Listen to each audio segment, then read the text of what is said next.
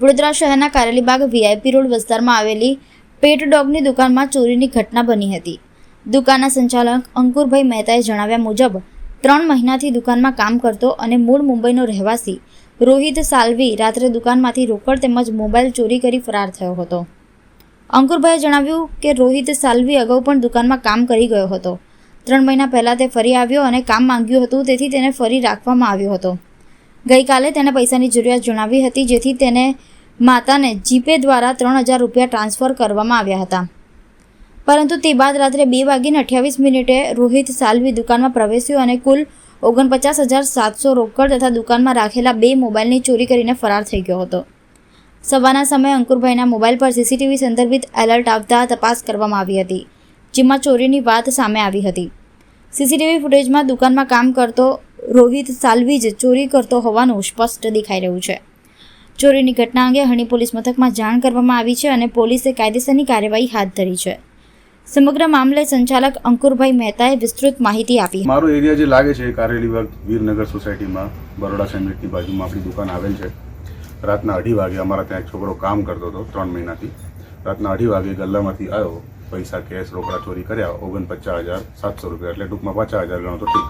અને 2 મોબાઈલ, એક ઓફિસનો મોબાઈલ અને એક પર્સનલ મોબાઈલ અહીંયા હતો, એ ચોરી કરીને નાસી ગયો છે. અને રહેઠાણ છે એનું મુંબઈ, રોહિત સાલ્વી નામ છે. તમને કેટલે ખબર પડી? અમને રાતના 2:28 ચોરી કરીને સવારે હું ઉઠ્યો તો મારા કેમેરામાં જેવું જ કોઈ એન્ટર થાય કે કોઈ પર્સન ડિટેક્ટ થાય તો એમાં હ્યુમન ડિટેક્ટેડ એવું બતાવે. તો અમે લોકોએ જોવા માટે ખોલ્યું કે ભાઈ રાતના સવારના 5:30-6 વાગે 2:30 વાગે રાતના કોણ હ્યુમન ડિટેક્ટેડ છે. તો તાત્કાલિક અમે હ્યુમન ડિટેક્ટ કર્યું, પેલું મેઇન એન્ટ્રીમાં તો એની એન્ટ્રી દેખાઈને આવ્યો. અમે જોયું અને ત્યાર સુધી તે નાસી ગયેલો. ગલ્લામાંથી જેટલા પૈસા હતા બધા તમે જોઈ શકો છો રેકોર્ડિંગમાં, બધા જ પૈસા અને મોબાઈલ એને ખીચામાં નાખી. તમે આ બાબતે કઈ જગ્યાએ ફરિયાદ નોંધાવી? અમે હરની પોલીસ મથકે ફરિયાદ નોંધાવી છે. તો આગળની કાર્યવાહી હવે પોલીસ કરશે એવું અમને જણાવેલ છે. શું એ કર્મચારી દ્વારા તમને કોઈ પૈસા માંગવામાં આવે છે આગળ? એણે કાલે સાંજે એને મને એવું કીધેલું કે મારે પૈસાની જરૂર છે, મારે ઘરે ખાવાનો જ દાણો નથી, તો કે તમે મને 5,000 રૂપિયા કરી આપો. મેં કીધું વાંધો નહીં. પછી રાત્રે એને મારા જે મિસિસ છે એમણે 3,000 રૂપિયા એમને ગૂગલ પે હેઠે કરેલા એમના મમ્મીના મોબાઈલ પર. અને એમની મમ્મીનું કહેવાનું એવું હતું કે ભાઈ આ આવું કરે છે અમુક વાર. કર્મચારી કેટલા સમયથી તમારે ત્યાં ફરજ બજાવતો હતો? ઓમ 3 મહિનાથી મારા ત્યાં કન્ટિન્યુઅસ, અત્યારે 3 મહિનાથી ચાલુ કામ પર જ હતો. એના પહેલા 6 મહિના પહેલા બી 2 થી 3 મહિના મારા ત્યાં કામ કરી ગયો છે. કોઈના રેફરન્સથી તમે એને રાખવામાં આવ્યા? રેફરન્સ એટલે એક આપણો મિત્ર છે, તો એમના થ્રુ એ ભાઈ અહીંયા આવેલા કામ પર.